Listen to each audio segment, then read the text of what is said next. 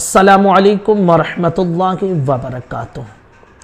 سوال یہ ہے کہ کیا اسلام میں باپ کی وراثت میں بیٹیوں کا حصہ ہے یا نہیں ہے؟ آج انشاءاللہ اسی مسئلے پر آپ کے سامنے ہم گفتگو کریں گے، دھیان سے سن کر اسے سمجھ لیجیے۔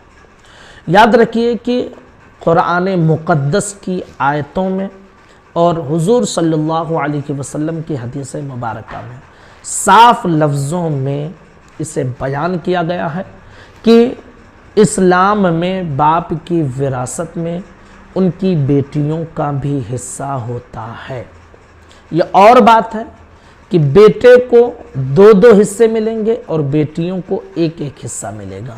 آپ سوچ رہے ہوں گے نا یہ تو ناانصافی ہے۔ نہیں، چونکہ بیٹا جو ہوگا اس کو صرف اپنے باپ کی وراثت سے حصہ ملے گا تو اس کا دو حصہ ہے، اور بیٹی اپنے باپ کی وراثت میں سے ایک حصے کی مالک ہوگی، اور جہاں وہ بیاہ کر جاتی ہے چونکہ وہاں بھی اس کا جائیداد میں حق ہوتا ہے، اس لیے ایک حصہ یہاں سے اور وہاں سے ملا کر بیٹوں کے برابر ہو جاتا ہے۔ تو یہ ناانصافی نہیں ہے، لیکن بہرحال جو لوگ کہتے ہیں ناانصافی ہے، ذرا ان کے اس دھرم کو آپ دیکھ لیجئے، ان کے مذہب کو آپ دیکھ لیجئے کہ وہ عورتوں کو کس طرح استعمال کرتے ہیں، وہ عورتوں کو کیا جائیداد میں حصے دار ٹھہراتے ہیں یا نہیں۔ یہ تو اسلام کی خصوصیت ہے کہ اسلام نے اسے اپنی مبارک کتاب میں واضح طور پر بیان کر دیا ہے کہ اپنے بیٹوں کو بھی حصہ دو اور اپنی بیٹیوں کو بھی حصہ دو۔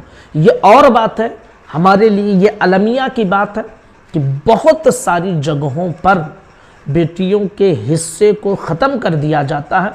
جب ان کی شادی ہوتی ہے تو جہیز کے طور پر جو چیز انہیں دے دی جاتی ہے، یہ سمجھتے ہیں کہ باپ کی وراثت میں ان جو حصہ تھا وہ اسے دے دیا گیا ہے، اور جو وراثت ہوتی ہے اس میں جو ہے نا بیٹے لوگ بانٹ لیتے ہیں اور بیٹیوں کو نہیں مل پاتا ہے۔ یاد رکھیے کہ بیٹیوں کا بھی باپ کی وراثت میں حصہ ہے۔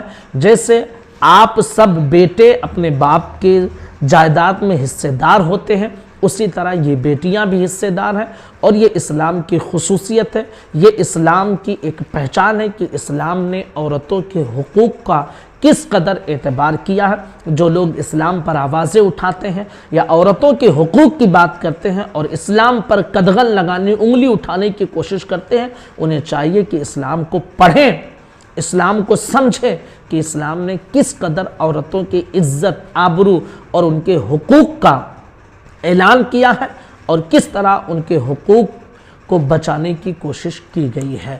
تو بیٹیوں کا بھی حصہ ہوتا ہے، آپ ضرور ان کا حصہ انہیں دیا کریں۔ السلام علیکم ورحمۃ اللہ وبرکاتہ۔